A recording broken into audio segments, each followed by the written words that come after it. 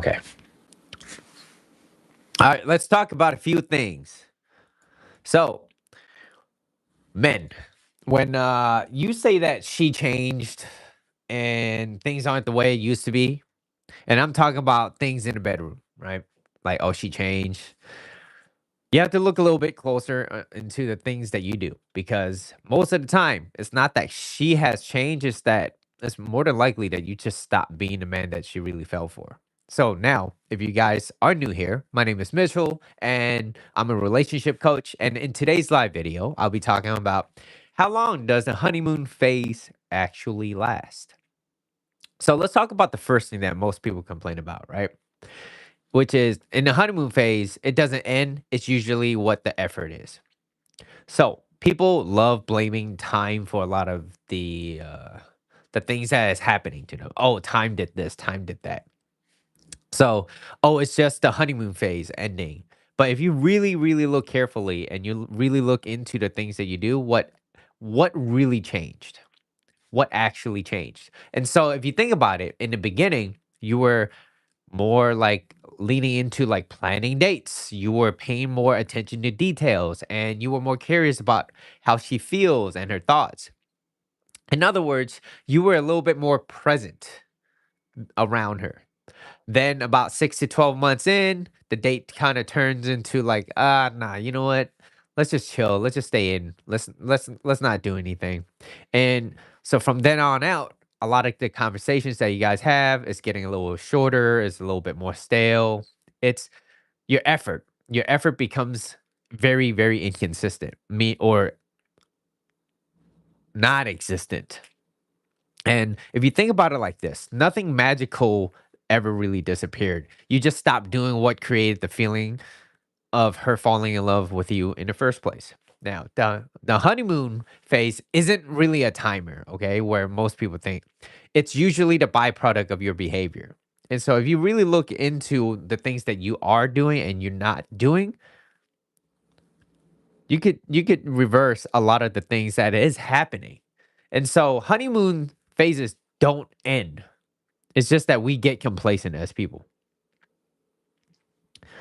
I'm not sure who that is, but hello. So now let's talk about the second part, which is when you stop courting her, she stops feeling chosen.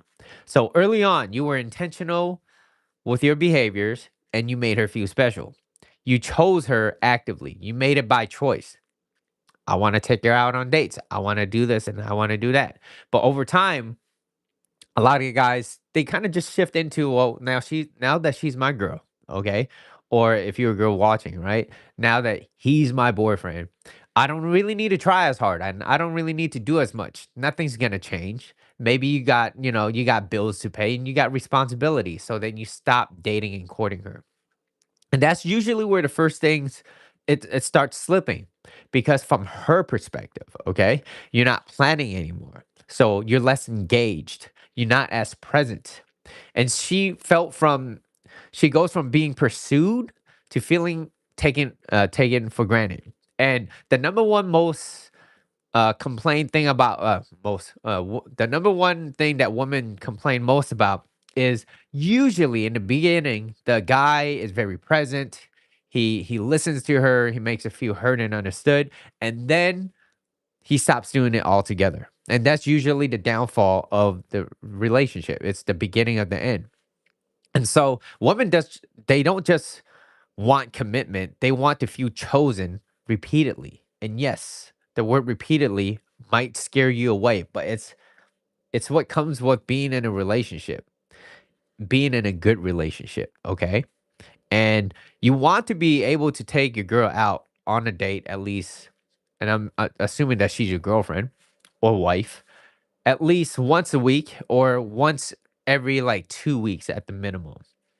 Like you got to make sure you do that. If you don't, eventually she's gonna feel less understood. You don't date and court her. She's gonna find somebody else. Now, depending on her level of her character, someone with high character, a woman with high character, or man, hold up, man or woman with high character, depending on how they respond, you can see it. Well, a good person, a good man, a good woman will let you know, communicate to you that she wants a little bit more time or he wants a little bit more time. And then if nothing else changes, then they will back away from the relationship, give some time to heal, and then go on to the next if that's what they want. Someone with poor character or low character value, what they would do is they monkey branch. They'll string along another person, and then once they feel like, well, this is a good time to leave uh, the current relationship, which is with you, then they would just monkey branch and then they will just hop on to the next relationship. And I see a lot of that happening. But, anyways, that's just high and low character people. Has nothing to do with what you're doing. But obviously, who wouldn't want someone with good character? So, if you're feeling, if that feeling for her, disappears, so does a lot of emotional investment from her end. So if you stop dating and courting her, you can't expect her feelings to be the same. Things go both ways. Now, most guys, this is where the problem is, right? Complaining, complaining about things, especially sex. Complaining about sex while neglecting connection is a losing game. Why? Well, this is where most men get wrong, right? She doesn't want to have sex anymore. She doesn't want it like how she used to. She's always tired or she's not in a mood for things. Like she's just not feeling it. But then you take a step back and you kind of look into the relationship. You're not really listening to her anymore. You're not creating this quality time. You're not making her feel heard and understood. And you stop dating and courting her. And so for most women, attraction isn't just this physical thing. It's emotional and very psychological. So if it doesn't feel safe. She doesn't feel heard. She doesn't feel connected to you, nor does she feel understood. She is not going to want to be around you. Okay. She's got y'all basically, even if y'all live together, y'all gonna be like roommates. And so a lot of guys they complain about this because they think that talking to her will make her legs spread. That's not how things work. So, and complaining about it, okay, that makes things worse. It adds pressure. What do you mean by pressure? Well, like pressure isn't good in a relationship. Tension is. So there's a difference. Pressure isn't good. When you put pressure on people, like say for example, you want them to do certain things, but they're not willing to do it and you're not willing to understand, you're adding pressure. Tension, on the other hand, it builds curiosity. It builds sexual tension. And so the difference between that is when there is tension, there's this curiosity between you guys. When there's pressure, you push people away. So, like, and another example is what guys usually try to do is they put pressure on women when they're not exclusive yet, and they just asking like, oh, when can you when are you free? And they're kind of like hoping that you get the sign, the cue to be like, just back away. I'm not interested in you. Or maybe you guys are having a good time, but then she's not ready to be in a relationship. So you're like, well, I want to be your boyfriend. And she's like, well, I'm not ready yet. I'm not ready to be your girl. I'm not ready yet. And so that's pressure. Think of pressure as like you're trapping somebody. Nobody likes to be trapped. Okay. And this is what pressure feels like to most people, especially when it's unilateral, it's not both choices.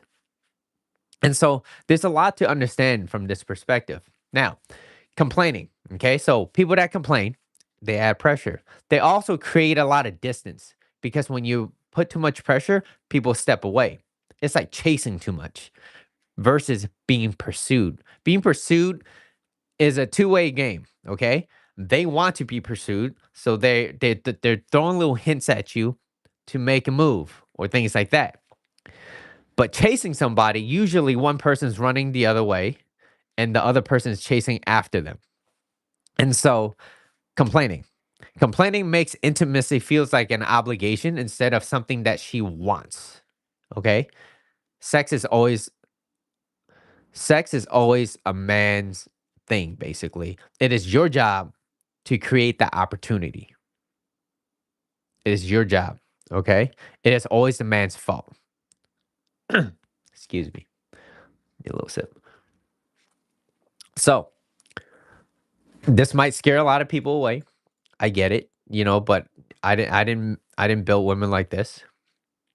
If you don't like it, you could blame the man upstairs, all right? But hello, who's this? Celeste. Anyways, um, I'm just telling you guys what works, okay? If this is what you want and you want to make things work between you two, complaining and talking about it and complaining about it's not that is not gonna work. And so if you focus on creating a space where she feels good being around you, intimacy becomes a byproduct, not a negotiation. It's no longer a negotiation if that's her choice. She wants it. All you have to do is just say yes and, walk through the doors, right? And so you have to make sure whatever you make a woman feel around you, that is how she is going to associate her feelings of being with you. So that is very important. So you make it feel good being around you, they want to be around you a little bit more. Why? Because you create this nice atmosphere. So, um, I got one more for you guys, okay? Masculine leadership. What is it? Masculine leadership sets the tone of the relationship, okay? So, leadership for most guys, it gets misunderstood, okay? Um, for a lot of guys, they think it's control. Like I control this, I control that. To some degree, you kind of do, but it's not control that you're conveying. It's leadership that you're supposed to convey. So it's not control. You're not trying to be a tyrant. You're not trying to dominate her, right? It's not dominance for your ego. It's one being consistent, being intentional, and being disciplined in how you show up in the relationship. That's how it is. That looks like planning dates instead of just kind of waiting along, hoping that she asks you. Like, plan a date. Hey, what? How do you feel about this? Also bringing in this positive or this optimistic type of energy instead of reacting emotionally. So men who lose their shit are not masculine men. Okay, they're actually the opposite of that. Now, keeping keeping it playful, keeping it fun, keeping the flirting, like that's that spark alive. That's very important. And so it's like, wow, you know what? As a guy, you got a lot of things to do. Absolutely. But then that's what being high quality is. When you work on yourself and you become this type of guy where you're solution oriented and you always find a way in and you find a way out. When there's a problem, you know that there is a solution. So then you're competent. And on top of that, you're confident. That is what's very attractive to women. The number one most attractive thing to a woman is a man's confidence. But now something's changed in a relationship. Usually you go from this very confident guy to very complacent, which is a step down or a couple steps down. And then you just stop doing the things that you normally do when you were in the beginning of the relationship. And what I heard from Tony Robbins back then, he was like, well, if you did everything in the beginning of the relationship, there wouldn't be an end. So if you continue to date her, you continue to court her, you make her feel heard and understood. Like the first thing that you should do as a man when your girl or your wife or whatever comes home from work or whatever it may be, you ask her how her day is. You you might have some things on your mind, okay? But you ask her how her day is. You let her talk. Because when she talks, that's how women solve their problems by talking about things.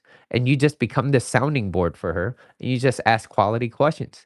When you ask questions, when she's saying things, it shows that you listen and you're listening with intent and you're present and you're curious. You're curious about her. So you want to make sure she feels good being around you. Remember, whatever you make a woman feel around you, that's how she's gonna associate those feelings with being with you.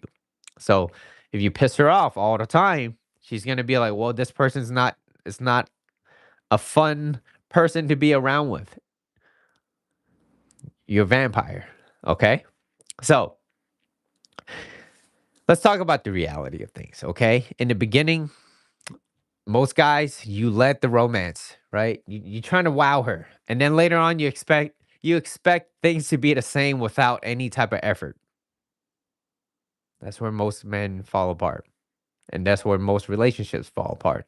And it doesn't work like that, right? The tone of the relationship often mirrors the man's level of leadership. Okay, let me say that one more time. The tone of the relationship often mirrors the man's level of leadership. So, how much leadership are you putting into that relationship? Are you asking her? You be like, "Hey, you know what? We should go out." Better yet, are you free on Wednesday? Are you free on Thursday? Whatever it may be. Like, surprise her. Do something nice. Maybe you have kids. Find a babysitter. Give your kids to your grandparents or something. If you don't have that, like I said, find a way. Okay? Confident men find a way. Not a way to complain about things, but a way towards a solution. And yeah, I get it. The reality is it's uncomfortable for most guys to hear this. It's like, well, I don't want to do all this. I don't want to do all that. Well, don't expect a good relationship if you're not willing to put in the effort of becoming that type of guy that leads that relationship. Because just because you don't want leadership in your household and you're supposed to be that guy doesn't mean that she has to sit around hoping for you to change. Because if you don't court and you don't date your lady or your woman, eventually another man will. And so make sure you continue doing that, all right? Because if you don't want to lose the love of your life to another man, I suggest you step up. Learn a few things because let's let's be real. I wasn't that type of guy that understood this. It took me a long time, but as I got better at it, things start to become a little bit more second nature. I'm starting to understand a little bit more. I understand that men and women, they operate differently. When women like to talk about the problems when they have an issue. Men, we kind of like to hide out on our little man cave. This is my little man cave.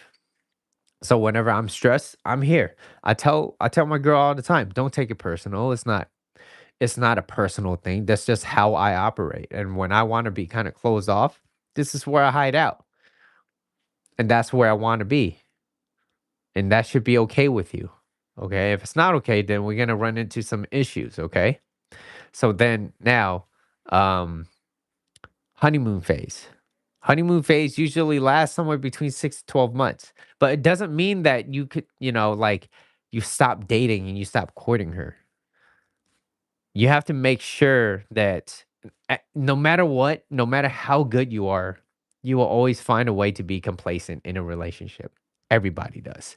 Everybody gets comfortable. The idea is to do a self audit from time to time.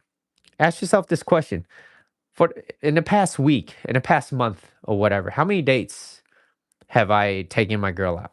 Okay, what's her what's her feelings been most of the days of that week? Was it was it up? Was it down? How was it? And did you do your due diligence? Did you try to listen to her? Because if you want a good relationship, you're gonna have to step up to the plate. And so that's the reality of things. If you like this, if you like contents like this, hit the like button, subscribe, share with your friends. If you don't, it's okay too. Don't come back. It's all right. There will be other people that wants a better relationship. But anyways, hope you guys did enjoy this video. If you did, like I said, hit the like, hit the subscribe button, leave a comment down below, and I'll do my best to get back to you as soon as I can. But anyways, I'll see you guys next week. Have a good